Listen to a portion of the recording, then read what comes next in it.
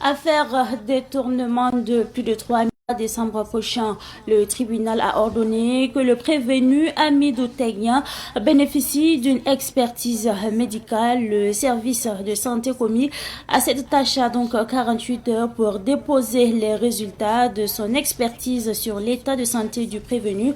Notre reporter Germaine Farama était au palais de la justice ce matin. Nous aurons plus de précisions avec elle en début d'édition. Et puis, élection à la tête du Conseil national de l'économie informelle.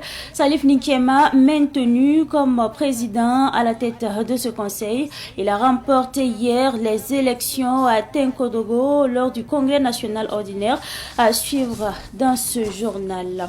The Golden Tea International a célébré la mode à travers une sensibilisation dans la lutte contre le cancer du sein. Défilés, prestations artistiques et moments de partage étaient les temps forts de cette soirée. Mesdames et messieurs, bonsoir et bienvenue à ce rendez-vous consacré à l'actualité sur Savane TV. Et pour ouvrir ce journal, nous déposons nos valises à Bobo-Dioulasso, la capitale économique du Burkina Faso, où le chef de l'État a rencontré ce matin les autorités coutumières, administratives et militaires de la région des Hauts-Bassins. Une occasion pour les autorités administratives et coutumières de réaffirmer leur engagement à accompagner et à exécuter toutes les instructions du chef de l'État avec beaucoup de disponibilité. En rappel, c'est dans le cadre de l'inauguration de l'usine de transformation de tomates que le chef de l'État séjourne depuis hier à Bobo-Dioulasso. L'inauguration est prévue demain. Le tribunal a donné 48 heures pour fournir un rapport médical sur l'état de santé du prévenu Hamidou Tegna au procès de 3 milliards de francs CFA. Le tribunal a souhaité avoir les résultats d'une expertise sur la question pour mieux trancher les prochaines fois. Le résumé du procès avec Germaine Farama. Quelques minutes après sa reprise, le procès de 3 milliards de l'action humanitaire s'est vu être suspendu. Une suspension qui fait suite à une requête de renvoi du procès formulée par l'avocate de Hamidou Tegna, elle qui a été la première à prendre la parole ce matin à la barre. Le prévenu, qui dit être toujours malade, a souhaité que le tribunal lui accorde encore quelques jours pour recouvrer totalement sa santé. En poursuivant, Hamidou Tegna a indiqué qu'il était toujours à l'hôpital Yalagdo jusqu'à hier, avant d'être transféré 19h30 à l'infirmerie de la Mako. Une fois à l'infirmerie de la Mako, Hamidou Tegna dit avoir reçu des médicaments. Ce qui a amené son avocate, qui dit ne pas disposer de rapport médical sur l'état de santé du client, à suggérer qu'on accorde encore 15 jours à son client, le temps qu'il soit en bon état de santé physique, morale et psychologique. En réponse à la réaction du prévenu, le ministère public a expliqué que celui-ci a retrouvé la Mako parce qu'il était apte à rejoindre. Il a ajouté que le dépôt du prévenu à l'infirmerie de la Mako et les médicaments qui lui ont été prescrits permettaient de poursuivre son observation. Le ministère public a terminé en mentionnant que selon les infos qui lui venaient de la Mako, l'état de santé du prévenu était stable et qu'il était à mesure de tenir au procès. Le ministère public pense donc que c'est une situation de simulation du client et a souhaité que le procès se poursuive. L'agent judiciaire de l'État, de son côté, a informé que la question de santé du prévenu a toujours été évoquée pour ne pas répondre. Pour l'agent judiciaire, aucun élément n'atteste qu'il n'est pas à mesure de tenir au procès. Il propose lui aussi que le dossier soit retenu. Le RENLAC a pour sa part signifié qu'il est à tout moment prêt pour la tenue du jugement. Mais il a tout de même relevé que la Mako aurait pu nous épargner cette situation en fournissant les informations claires sur la question. Il a souhaité que ce même traitement offert aux présumés soit pris en compte dans les prochains procès. Les récentes révélations faites par le porte-parole du CORAG, le capitaine Azaria Farouk Sorgo, sur des détournements de parcelles impliquant la Sokojib, Azimo, SAC BATP et Salma International suscitent des réactions. L'association Naman Rabzanga, qui lutte pour le droit au logement des populations par la voix de son président Maturé Nkiema, a exprimé sa joie et a souhaité souhaité qu'il y ait des sanctions et le rétablissement des citoyens dans leurs droits. C'est un reportage signé Cynthia Zungrana. Même si moi, Mathurin, je ne suis pas là demain, je sais que notre lutte a porté ses fruits. C'est par ces propos que le président de l'association Naman Gobzanga, acteur du droit au logement, entame sa réaction suite aux révélations d'accaparement de parcelles de 2001 à 2022 à la Sokojib et Azimo. Mathurin Ninkiema exprime sa satisfaction quant à la mise à nu de ces dérives dans la gestion foncière. Pour lui, la Sokojib et Azimo ne sont que les parties visibles de l'iceberg. Je voulais saluer le capitaine Ibrahim Traoré, le courage qu'il a pour le Burkina Faso. Voilà la révélation que j'en fais, franchement dit, ça nous rend droit au cœur, le peuple burkinabé. Je peux vous dire carrément que ce n'est pas Azimo seulement qui a des problèmes au Burkina Faso, c'est en général. D'abord, c'est Azimo que j'ai découvert, que j'ai fait sortir. Mais il y a plus que ça aussi. Je vous assure que vraiment, c'est qu'ils ont révélé ce problème. Non, ça nous rend droit au cœur. Suite à ces révélations, le porte-parole du CORAG a affirmé que le gouvernement prendra toutes les mesures adéquates à l'encontre des individus présumés auteurs et des sociétés mises en cause. Mathurin Ninkiema appelle à des sanctions sévères et préconise l'instauration de nouveaux tribunaux populaires de la révolution, TPR. Le problème au Burkina Faso, il y a des décisions qui prennent, il y a des preuves il y a preuves probables, mais il n'y a pas de sanction. C'est ça qui fait que vraiment tout le monde, ils sont devenus corrupteurs maintenant. Maintenant, ils ont trouvé le coupable. C'est qu'ils ont détourné. Maintenant, qu'est-ce qu'on fait? Il faut qu'on sanctionne ces gens-là. Je voulais que vraiment, si la justice est trop lente, c'est ça le problème. Il n'a qu'à envoyer le TPR comme le temps du capitaine Thomas Sankara. À ceux qu'ils ont volé, à ceux qu'ils ont détourné le bien du peuple, le TPR le juge maintenant. Là-bas, il n'y a pas d'avocat. Là-bas, c'est toi qui as fait le fait, c'est toi qui réponds devant le juge. Si tu détournes le bien du peuple, le TPR vraiment te condamne seulement au retire tout le bien. L'association Naman Gobzanga se dit également prête à accompagner le gouvernement en apportant même des preuves afin de mener à bien ses enquêtes pour apporter plus d'éclairage. Après cette sortie de l'association Naman Gobzanga sur ces révélations faites par le CORAG, nous parlons cette fois-ci du Conseil national de l'économie informelle.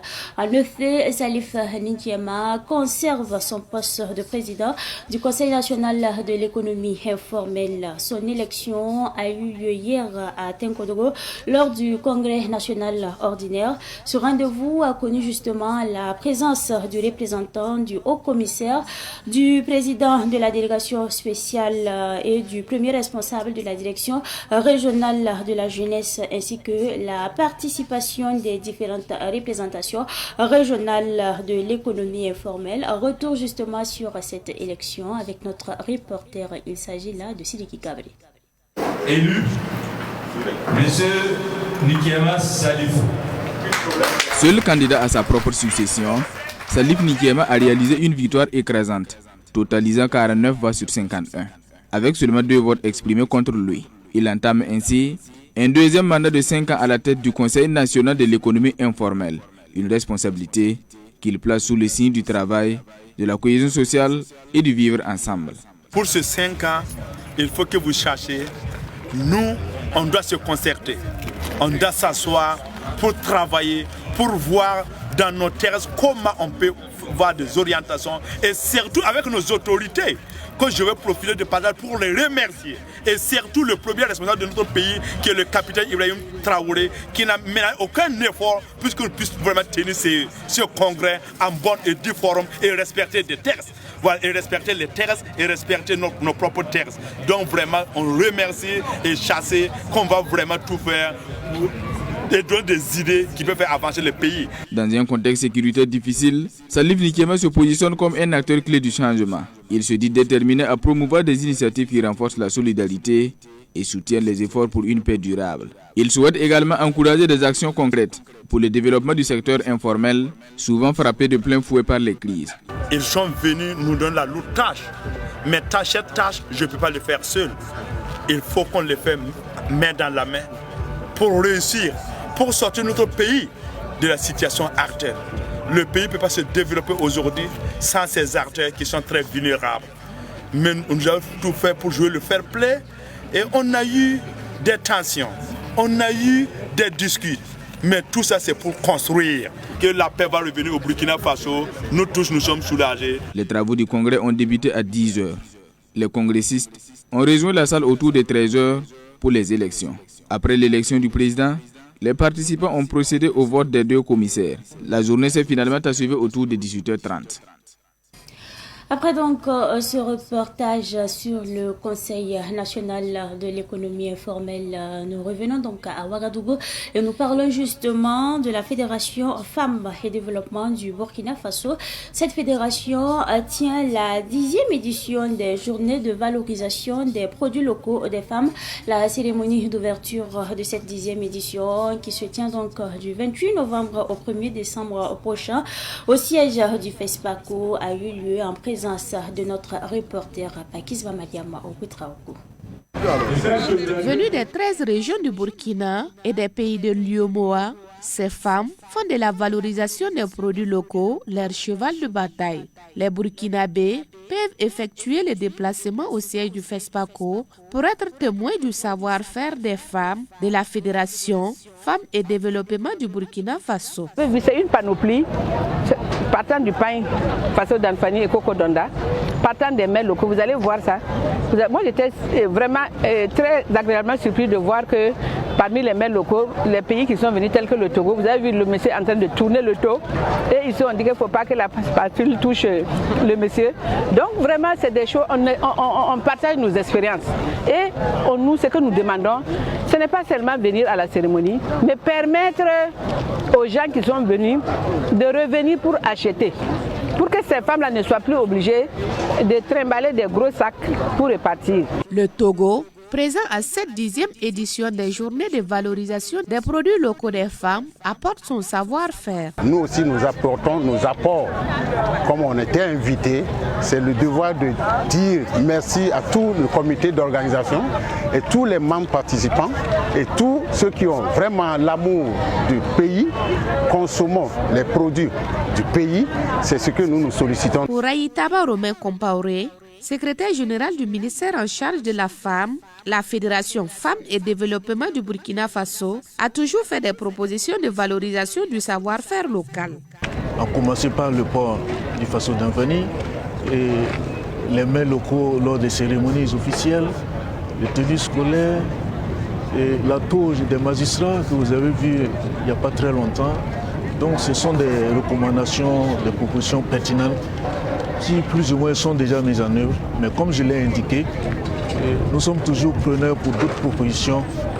Consommons local, produisons ce que nous consommons et consommons ce que nous produisons. Au cours de cette cérémonie d'ouverture, des partenaires techniques et financiers de la Fédération ont reçu des attestations de reconnaissance. L'activité est placée sous le thème bilan des 10 ans de journée de valorisation des produits locaux par les femmes, quelle stratégie pour la pérennisation des acquis et la promotion du consommation local dans un contexte d'insécurité au Burkina Faso. Eh bien, l'actualité de ce 29 novembre 2024 est également marquée par les membres de l'association Bayir Metba. Ces membres étaient justement à Silmiougou, dans l'arrondissement 8 de la ville de Ouagadougou. C'était une visite de courtoisie au chef de Silmiougou, le Naba Tigré, une occasion justement pour les membres de cette association de discuter sur des projets futurs. Et c'est un reportage signé Abdoulaye Kinda. Dans les principes et règlements de l'association Bayir Metba, un membre peut inviter les autres à son domicile. Et c'est ce qu'a fait le Naba Tigré de Silmiougou. Pour joindre l'utile à l'agréable, des projets de développement ont été discutés. Il y a tous les cours sociaux ici, il y a toutes les compétences. Nous avons des juristes, nous avons des avocats, nous avons des foreurs, nous avons des grands commerçants, des vendeurs de véhicules. Donc, si tu es dans le groupe et que tu as besoin de quelque chose, et ça coïncide qu'il y a l'un des membres qui veut ça, tu peux avoir l'occasion de l'acheter à un coût réduit parce que tu es membre. Ça veut dire que nous avons fait de sorte que l'argent circule autour de nous et tous les achats se font autour de nous. Nous avons imité ça depuis le Mali, où les opérateurs économiques maliens se sont organisés et ils font de la sorte que l'argent circule entre eux. Et s'il y a besoin d'argent, ils se soutiennent mutuellement Et nous pensons que grâce à la présence de ces vieux-là, leur bénédiction porte fruit. Jusqu'à présent, l'association ne fait que s'accroître en termes de nombre de personnes. Au cours de cette rencontre, un poulailler en construction du chef de Silmégo a été visité par les membres de l'association. C'est l'un des membres de Bayir Metba qui essaie de soutenir l'un des membres de Bayir Metba. Ici, c'est M. Belem qui a dit, bon, comme j'ai la compétence en la matière, moi je vais faire ça gratuitement parce que tu es Bayir Metba. Voici un peu ce que moi j'aimerais que tous les Bayir Metba emboîtent le pas. Lorsque tu as une compétence et que l'un des Bayir Metba vient vers toi pour dire je veux cela, ne mets pas l'argent en avant, il faut mettre l'humanisme, l'entraide et l'amitié en avant. L'initiative principale, c'est de s'entraider parce que vous voyez, tous ceux qui sont opérateurs, les opérateurs ne se réunissent jamais. Se former en association, chacun s'autosuffit, chacun est dans son coin, personne ne veut aller sur personne. Et ça, c'est pas intéressant. Il y a des moments où on a besoin de l'un ou de l'autre. Donc, cette initiative fait partie des objectifs. Inviter le groupe de Bayir Metba, ils vont venir chez toi, on va causer, manger et prendre connaissance. D'autres visites sont prévues dans les jours à venir. Des projets de développement social, comme des réparations de routes, sont également inscrits dans le programme de l'association Bayir Metba. Promotion de l'excellence, on en parle également dans l'actualité de ce soir. Les meilleurs élèves et enseignants de l'arrondissement 10 de la ville de Ouagadougou ont été récompensés. La délégation spéciale de l'arrondissement a célébré l'excellence 2023-2024. Au total, 37 lauréats, dont 19 élèves et 14 enseignants, ont été justement primés. Retour sur ces différentes distinction avec notre reporter. Il s'agit là de Daouda Yamyogo. Ornella Condé, âgée de 10 ans, est élève en classe de CM1. Elle s'est illustrée par ses performances scolaires exceptionnelles durant l'année scolaire 2023-2024. Un travail qui est récompensé par la délégation spéciale de l'arrondissement 10 de Ouagadougou. Je suis très heureuse d'avoir des cadeaux et je vais encore plus travailler pour que l'année prochaine j'ai un vélo. Pour le président de la délégation spéciale Augustin Kaboré et Apollinaire Bagoro, chef de la circonscription d'éducation de base Ouagadougou numéro 10, ce geste est une façon d'encourager et de féliciter les enseignants et les élèves pour leurs efforts fournis courant l'année écoulée et d'inciter les autres à emboîter leur pas. L'éducation, c'est la base de tout. Et l'enfant, c'est le socle de l'avenir. Alors, l'année 2023-2024, nous n'avons pas pu organiser justement la journée de l'excellence. Cette année, nous avons mis tous les moyens, accompagnés justement de nos personnes ressources de l'arrondissement pour honorer nos enseignants et les élèves qui se sont vraiment distingués. Dans notre circonscription, nous pouvons avoir des motifs de satisfaction. L'année s'est déroulée comme dans toutes les CEP difficilement, compte tenu du contexte sécuritaire. Mais bon, à mal, nous avons atteint quand même des résultats satisfaisants, avec un taux quand même en fin d'année de 86,99%, contrairement à l'année dernière où on était à 81,01%. Les meilleurs élèves et enseignants ont reçu des vélos, des kits scolaires et des enveloppes financières, des récompenses rendues possibles grâce aux bonnes volontés dont le révérend Philippe Mamadou Karambiré et Boulouad Malganaba Boulga. Écoutons le révérend Philippe Mamadou Karambiré. L'excellence, quand vous la cherchez, il faut aller au début. Vous n'allez pas laisser les gens arriver au dernier point médiocre pour les transformer. C'est pourquoi l'idée qui est venue de mettre la journée de l'excellence à l'école primaire déjà est une très très bonne idée. Et nous encourageons les enseignants, nous encourageons tous ceux qui ont fait cela pour que les enfants d'année en année ils développent l'excellence. Quand ils vont arriver maintenant comme des cadres d'État, des serviteurs d'État, ils vont servir l'État avec une mentalité d'excellence. Enoch Sourgou a été désigné meilleur enseignant de l'année scolaire 2023-2024. Le corps enseignant a profité de l'occasion pour présenter ses difficultés à la délégation spéciale, des difficultés liées aux effectifs pléthoriques, au nombre insuffisant de tables-bancs et de manuels scolaires. Adama Ninkiema est la lauréate du concours Miss Golden Tea International pour la 5e édition.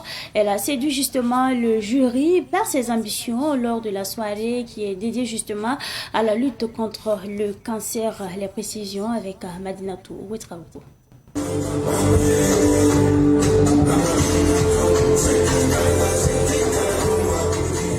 Adama Ninkiema, lauréate du concours Miss Golden Tea International, s'est imposée face à 8 autres candidates comme un modèle d'engagement en faveur de la prévention du cancer de sein, notamment par la sensibilisation à la détection précoce. Mon projet est axé principalement sur la prévention du cancer de sein par la détection précoce.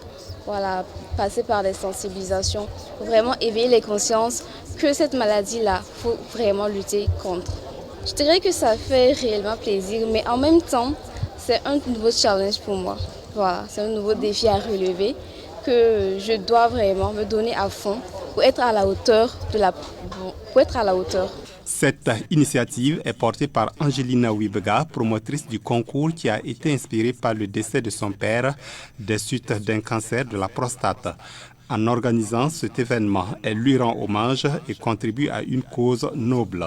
Parce que j'ai vécu un problème familial. C'est mon père qui est décédé d'un cancer de la prostate. Et à l'issue de son décès-là, j'ai voulu mener cette lutte-là. Et son médecin m'a dit non, tu pourrais mener cette lutte-là autrement, c'est-à-dire aller vers le cancer du sein. Voilà pourquoi j'ai créé le Golden Tea International pour lutter contre le cancer du sein. Oh, je suis satisfaite, hyper satisfaite parce que c'était pas évident vu que on traverse des moments très difficiles financièrement parlant et puis il y a le problème d'insécurité.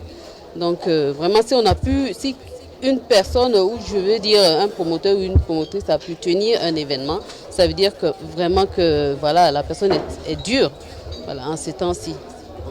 Lors de la cérémonie, Moussa Diko, représentant du ministre d'État en charge de la culture, a félicité cette initiative qui allie valorisation des talents et sensibilisation aux enjeux de la santé publique. Je voulais apprécier ça positivement parce que c'est une activité non seulement qui permet donc de parler du cancer du sein à travers la mode. Je pense qu'on utilise la mode pour véhiculer un message très important sur le cancer du sein qui est une maladie que nous savons qui fatigue en tout cas la jeune féminine. Notons que Golden Tea International est ouvert aux jeunes filles d'au moins 18 ans. Chaque candidate défend un projet et bénéficie d'une formation intensive de 3 mois. Cette édition a reçu le soutien de l'Association burkinabé pour le bien-être familial, ABBF. Le top départ du festival Baba Village Acte 7 a été donné hier à Ouagadougou, une initiative du Nomnaba Flobi qui s'attache à promouvoir le partage des savoirs et à inviter au retour aux sources avec la présence importante des garas, de nos valeurs ancestrales. Retour sur l'ouverture avec Madinatou Ouetraoukou.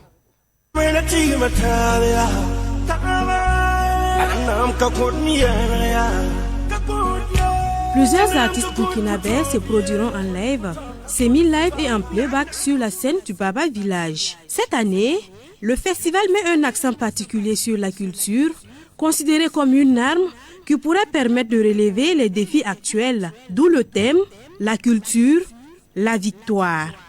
C'est un début, c'est le lancement officiel du Baba Village. Vous savez, c'est à l'accoutumée. C'est une nouvelle an pour nous et voilà, nous sommes fiers. Et nous remercions Dieu pour cette nouvelle année. Et vous savez, Baba Village, c'est un festival qui grandit chaque année. Et c'est certain que Baba Village, c'est un festival qui a toujours des surprises. C'est un festival qui enseigne. Et ici, on apprend.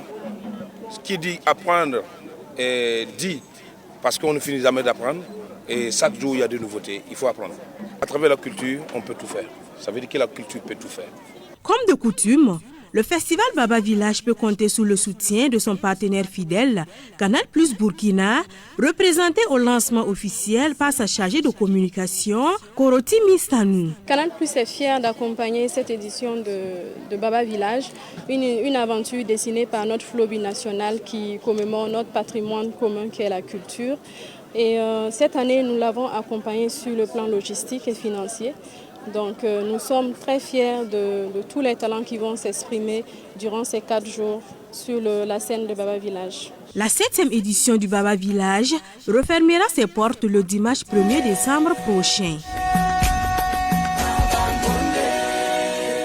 Baba Village Festival. Après donc l'ouverture de ce festival, nous parlons sport à présent. Les premiers responsables de l'arrondissement 7 de la ville de Ouagadougou tiennent depuis hier leurs 72 heures de la solidarité. Ces 72 heures sont placées sous le signe du partage, de la cohésion et de l'action. Donc ça a été lancé hier à travers une séance d'aérobic. C'était au rond-point de la transition de Bonheurville. Les précisions avec Siblina Kelsi.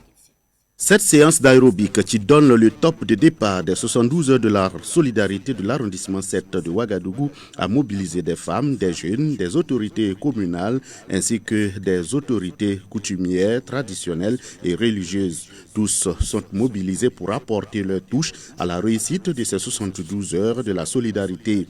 Pour la présidente de la délégation spéciale de l'arrondissement 7, Marie-Blanche Youbaré, le choix de l'aérobic pour le démarrage des 72 heures d'activité n'est pas fortuit. Pour une activité de solidarité, il est bon que nous soyons d'abord bien portants pour engager donc les festivités qui ont bien débuté aujourd'hui. Donc voilà pourquoi nous commençons par le sport. Ce que nous attendons de la population de l'arrondissement, c'est de participer, je dis bien participer activement et massivement donc à ces 72 heures, au cours de laquelle nous allons donc partager beaucoup de choses, partager nos valeurs fondamentales que sont la solidarité, l'entraide et le vivre ensemble. Le président de la délégation spéciale de Ouagadougou, Maurice Konaté, a salué cette initiative de l'arrondissement 7. Pour lui, cela répond à l'appel du président du Faso qui est de cultiver la solidarité et la cohésion sociale. Et nous répondons ce soir à l'appel de l'arrondissement 7 qui a bien voulu initier les 72 heures de solidarité au bénéfice de la population de l'arrondissement 7. Et c'est le début, ça a commencé par un aérobic. Et je suis très honoré de voir qu'il y a une foule, que la population est sortie massivement pour répondre à cet appel de la solidarité. Ce qui est important ici, c'est de cultiver la solidarité, la cohésion sociale. Parce qu'aujourd'hui, personne d'autre ne viendra construire notre pays ni notre ville pour nous. C'est nous qui devons nous donner la main, c'est nous qui devons nous asseoir. Et ça, c'est des pistes de cohésion sociale, des pistes qui prouvent qu'on peut vraiment s'asseoir et discuter de notre développement. Donc c'est vraiment une fierté que je ressens ce soir. Au programme de ces 72 heures de la solidarité de l'arrondissement 7, il y a aujourd'hui une journée de partage consacrée aux dons de vivres et de matériel aux personnes vulnérables de l'arrondissement et demain, samedi, un mariage collectif.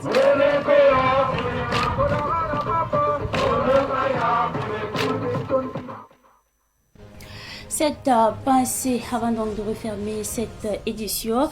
Si vous ne pouvez pas être une lumière pour illuminer les bonnes actions des gens, ne soyez pas des ténèbres couvrant leurs efforts, ou quand vous ne pouvez pas tendre la main, assurez-vous au moins de ne pas bousculer. C'est tout pour cette édition du soir que j'ai pris en tout cas du plaisir à vous partager. Merci à vous pour votre constante fidélité. Excellente suite de programme en compagnie bien sûr des programmes de la télévision des nouvelles idées.